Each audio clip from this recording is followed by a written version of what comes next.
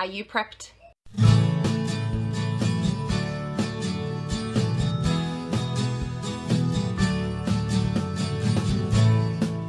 Hi everyone, welcome to Talk and Chalk. I'm Beck. This is my YouTube channel and I've been doing videos that are aimed at just sharing my tips and bits of advice from teaching. This is my 16th year of teaching now, and I just wanted to share things that work for me. My advice isn't the be all and end all, but it's been successful in terms of, well, what I've been doing, and I've had good feedback from people to say that it's been working for them as well. So that's why I continue to make these videos. If you want to subscribe, and everything is down below, but this video series is for pre-service teachers, which I did the first one a week ago, and I'm continuing because I've just been flooded with suggestions for content and questions that, you know, people want answered.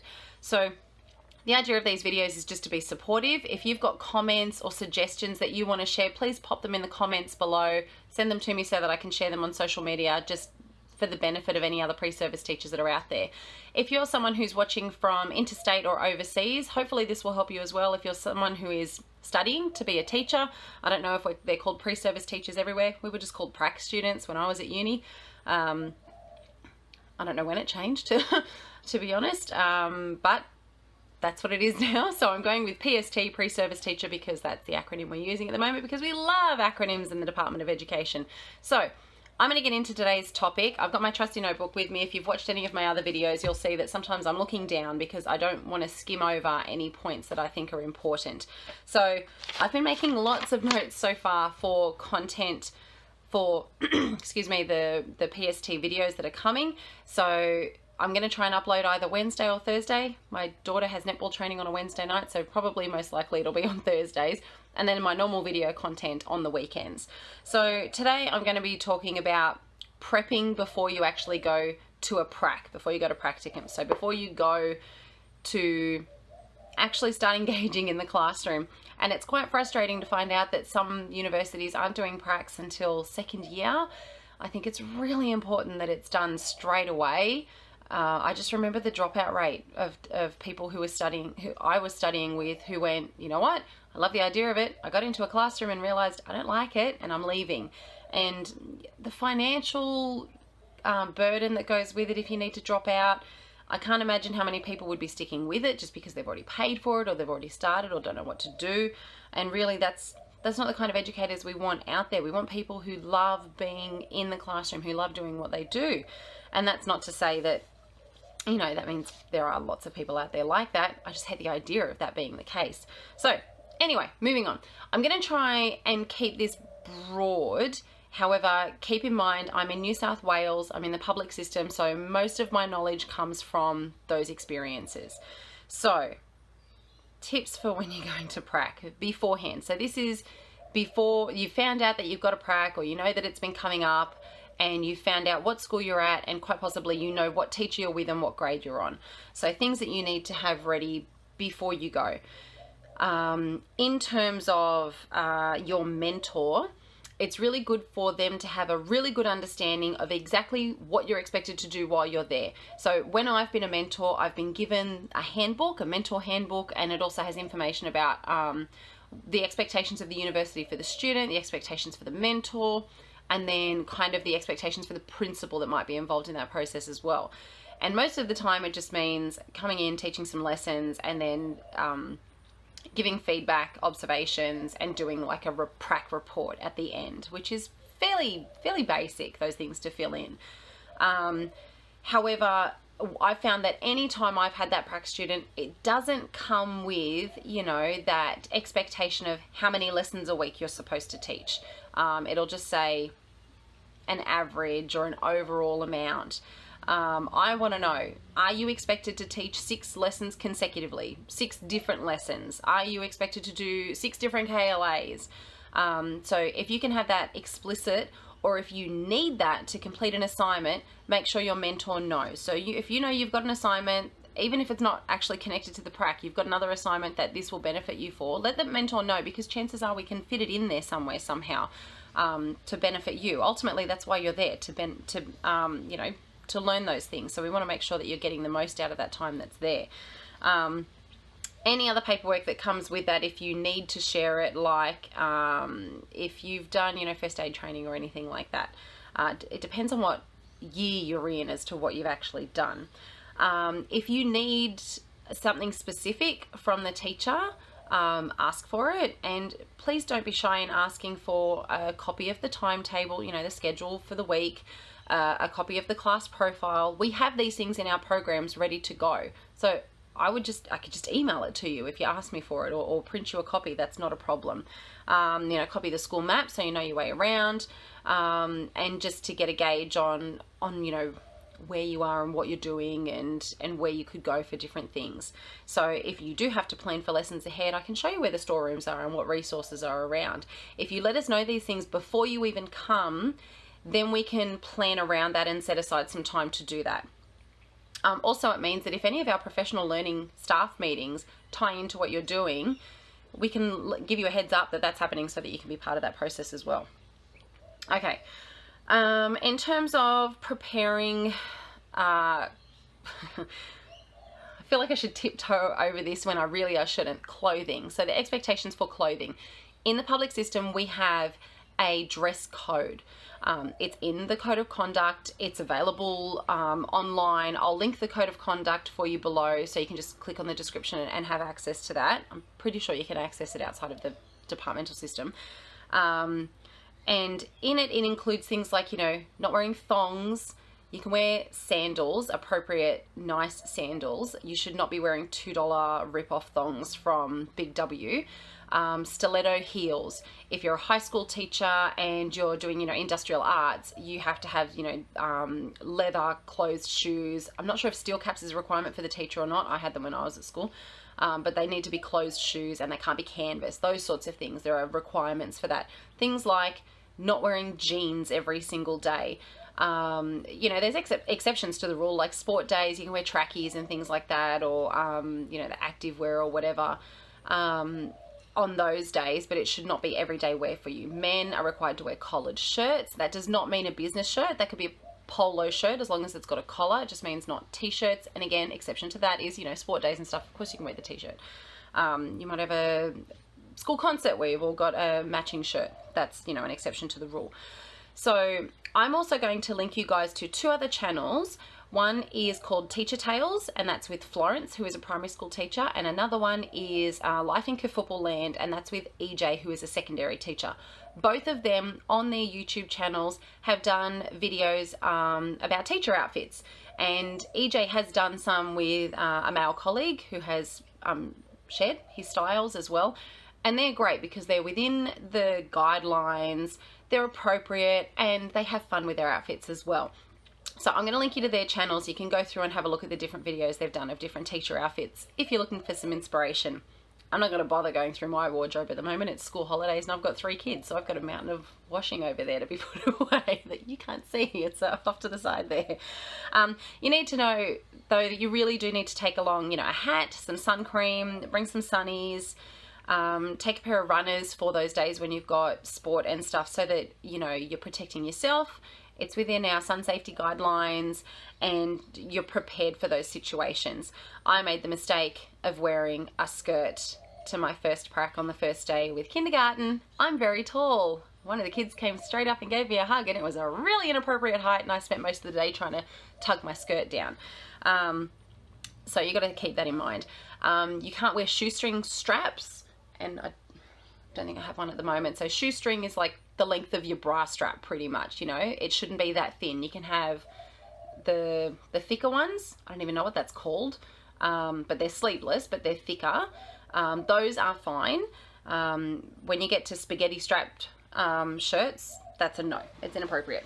Something that's not too low cut. You're a teacher, you're going to be leaning over students to help them all the time, and if you've got something baggy that'll lean down and let everything be seen, that's not very appropriate. I would not recommend wearing too much jewelry, and that's not a fashion thing. That's just more a case of kids touch and grab, and you hang over and it gets caught on something, or, you know, you lean over a tote tray or something and it gets caught, and that can be dangerous for you, and it'll ruin your jewelry too if it's you know, not done right. I can't even think of the words to describe that. It could break. Also, in terms of like, I wear my wedding ring and everything, but I rarely wear other rings on my hands just because, you know, your hands are around glue and paint and kids and germs and things. So I wouldn't be wearing anything that's excessively expensive just because, you know, you don't want to lose it down a drain or have it slip off at a bad time. And then that way, you know, you're protecting your jewelry and everything too.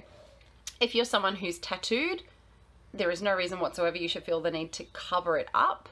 At this point, there are no rules about that. It's not the army. I have tattoos. Not that you guys have seen them because they're in places that you're not going to see them. I have one on my ankle though that's easy to see if I was wearing a skirt and flats.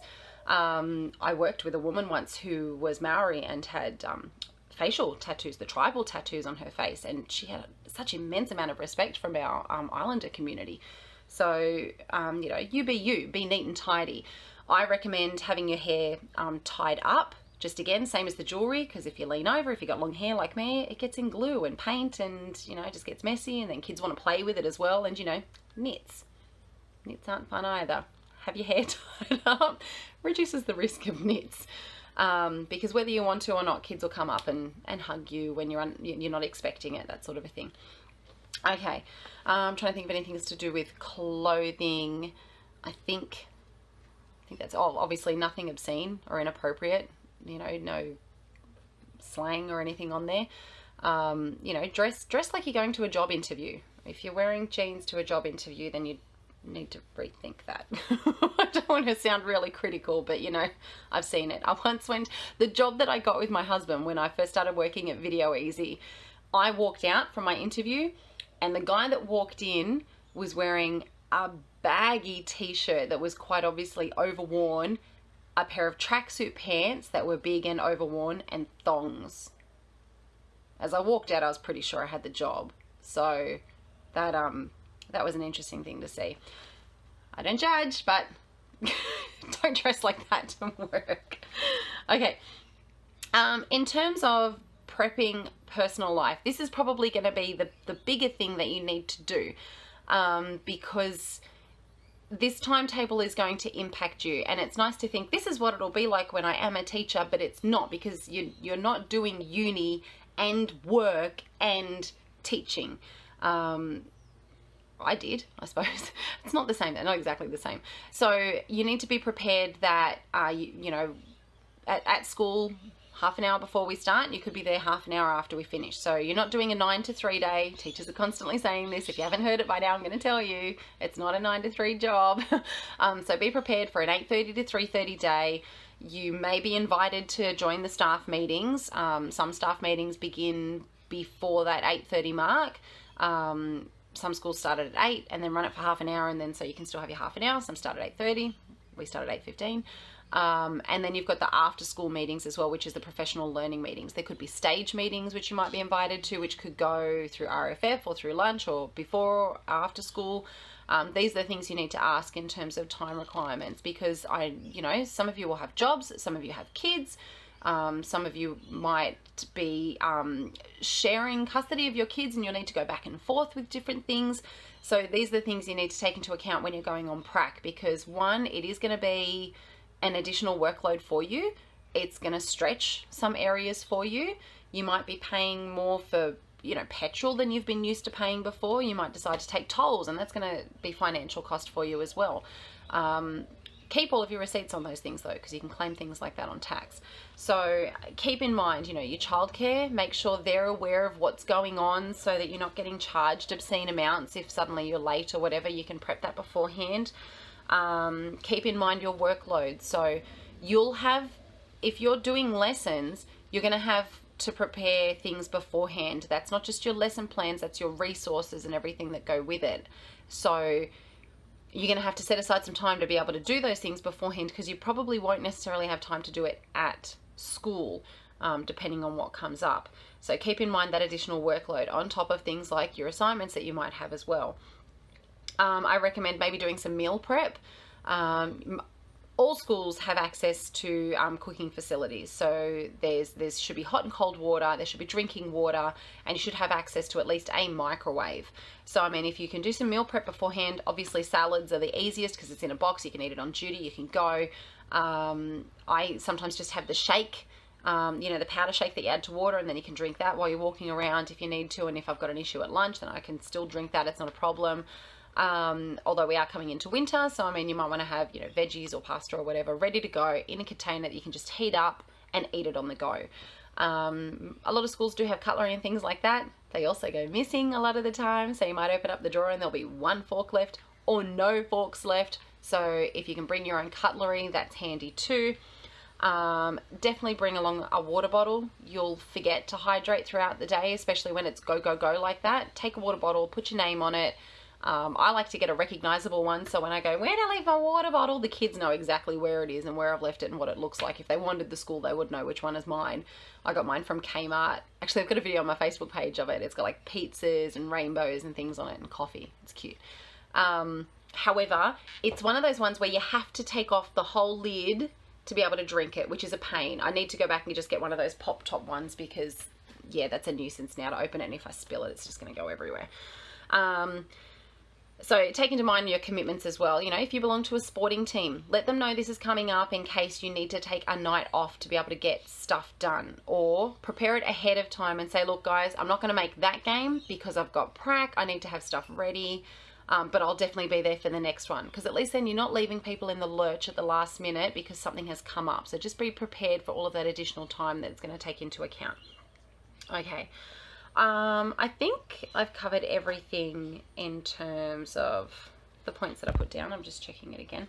So, you know, that's just getting yourself prepared. It sounds like a lot, but really your time will just go so smoothly if you can have those other things under control. I know a lot of practice that I've had, especially women who are single mums with kids that have all of those other obligations and responsibilities, who then, you know, panic about those other things because they weren't aware there was a meeting or things like that. That's why I say ask beforehand. Ask the mentor teacher, you know, do you want me to come to meetings? Which meetings do you want me to come to? What time do they finish? You know, check out the traffic around the area beforehand. If you need to go, don't park inside the school, park down the street, because there's going to be tons and tons of traffic around the school at the time that you want to leave, and you'll never get out of the driveway. Or some schools don't open up their gates until 3:30 and you won't be able to get out. So if you need to get away quick, park down the road from the school. If you're allowed to, you know, park in the car park. I mean, anyway, some schools don't have a lot of room. We've got a key code thing that you call to get in, so it depends on what access you've got there. So just have a think about the whole day when you wake up. If you're going to be putting on makeup and you don't normally wear makeup, that's going to take time. Have your clothes ready the day before. I know it sounds simple and obvious, and a lot of you are probably going, duh, as if we don't know that, but there's a lot of people that don't think of that, and then that sort of offsets them for the rest of the day. I want you to have a good day when you go. I want you to have a good time. So just make sure all of those things are clear. You set up that line of communication. Make sure your mentor has got a personal contact for you, whether it's your mobile, home, or your email, and ask them if you can have their contact as well, just so at least there's some open communication there. Me, myself, I don't mind if they message me at night and go, I don't know what this means, or I don't know what to do tomorrow, or my kid is sick, I can't come in, you know. It's not a problem. Communication. Sharing is caring. We're there to support you. That's what it's for. Okay, I'm going to leave it there. My next video, though, I've put down as the first day. So, you know, what to expect on the first day, what you could do on the first day when you go to a prac. And then the next ones I've got who's who in a school, lesson planning. I've got heaps more to come because the suggestions have just been coming at me. And I've really got to say thank you to everyone who's been giving me the suggestions, because it's been a while since I've been at uni, and all I know at the moment is my, you know, connections that I have with, you know, presenters from universities and students who come into the school, and every uni is different. So please message, comment. If you did get anything out of this, give me a thumbs up. It's always good to get the feedback. And please feel free to share this with any other pre-service teachers that you know of, anyone who's starting or anyone who's thinking of studying, whether it's first year, third year, fourth year, whatever you're at. I just really want to make sure that I get this out there so that people feel supported, so they know they can ask questions. And, you know, ideally we just want the best teachers in our schools, and I think we can do that if we make sure you guys have a great experience when you come on Practicum. So I'm going to leave my button down here. You can hover over that and click to subscribe if you haven't already. And what I'll do is I'll put one of my other random videos up the top there that might help you in the classroom. And I look forward to seeing you in the next video. Thanks guys, bye.